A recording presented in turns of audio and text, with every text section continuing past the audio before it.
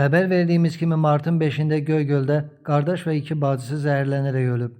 Doğru Xəbər Azərbaycan bildirir ki, hadisə zamanı 1990-cı il təvəllüdlü Museyibova, 1999-cu il təvəllüdlü Hüseynli və onun bacıları, 2000-ci il təvəllüdlü Münəvvər Hüseynova və 2004-cü il təvəllüdlü Xatirə Hüseynova vəfat ediblər. Qeyd edək ki, bədbəxt hadisə nəticəsində həyatını itirən Xatirə Hüseynova Gəncə Dövlət Universitetinin 4-cü kurs tələbəsi olub.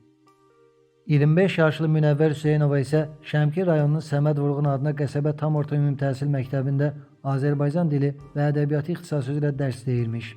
Faktla bağlı araşdırma aparılır.